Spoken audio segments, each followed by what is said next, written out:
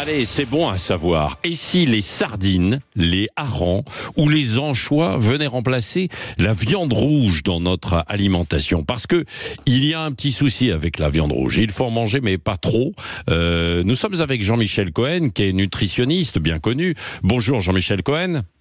Bonjour Patrick. Bon, je rappellerai tous vos livres juste après cette interview, parce que il y en a à l'appel en règle générale, et si on les lisait un petit peu plus, on mangerait un petit peu mieux, on se porterait probablement un petit peu mieux aussi.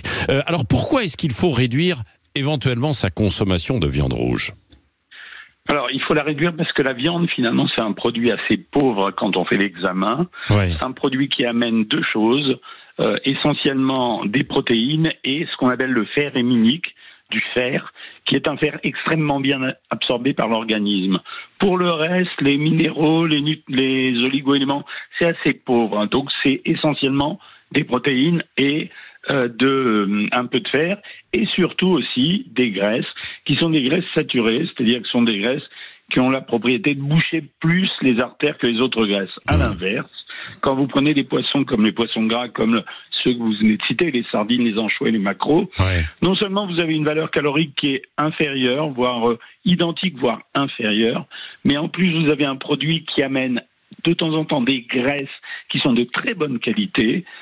C'est des graisses insaturées, notamment des oméga 3, qui sont utiles pour votre cerveau, pour le fonctionnement pour vous protéger, qui marchent pour l'immunité aussi, et en plus qui apportent énormément de minéraux et d'oligo-éléments. À titre accessoire, je rappellerai que l'iode dont nous avons besoin ne peut provenir que des poissons. Donc ça veut dire que si on consommait plus de ces poissons au détriment de la viande, probablement qu'on serait en meilleure santé.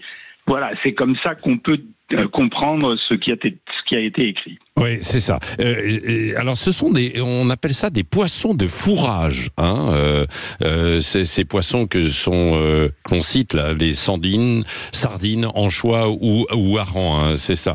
Les maladies coronariennes que vous avez évoquées, elles sont assez fréquentes si on abuse effectivement de certaines toxines contenues dans la viande rouge. Donc, il faut savoir se limiter. Il ne faut pas supprimer sa viande rouge, mais la limiter, quoi. Oui, alors la viande, vous avez toutes les catégories. C'est-à-dire, vous passez de la viande la plus maigre. Quand je dis viande, on parle des viandes rouges, essentiellement. Vous passez, la viande la moins calorique, c'est le rump steak, et vous pouvez monter jusqu'à la côte de bœuf. Et là, les valeurs caloriques, elles vont évoluer entre 130 et 250 calories. Et ce sont les graisses qui sont à l'intérieur, qui sont responsables des maladies cardiovasculaires, mais pas seulement. En plus, les viandes sont souvent cuites on les cuit au barbecue, mais elles sont souvent cuites dans du beurre, dans une poêle.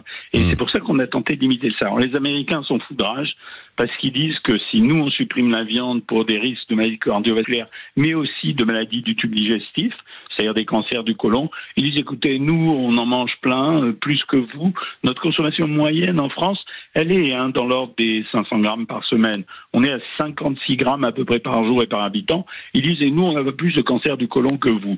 Alors, je ne sais pas qui a raison des deux. Je ne sais pas qui a raison des deux, mais en tout cas, je peux vous dire un mot que je ne quitte jamais, c'est qu'une bonne alimentation n'interdit rien. Ça veut dire qu'il faut manger des sardines, des anchois, du hareng, et c'est vrai que on ne dit pas ne mangez pas de viande, on dit soyez limitatif là-dessus et préférez plutôt de temps en temps du poisson de façon plus régulière. Bon, voilà, c'est dit. Jean-Michel Cohen, votre dernier livre, alors, pour bien s'alimenter, c'est lequel ?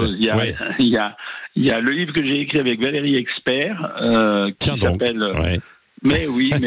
Bien sûr. Tout le monde n'a pas la chance d'avoir un ami nutritionniste, qui est paru chez First. Et le site internet Savoir Maigrir qui continue à bien tourner.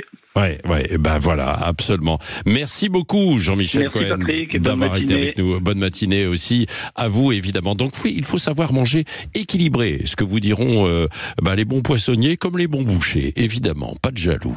6h55.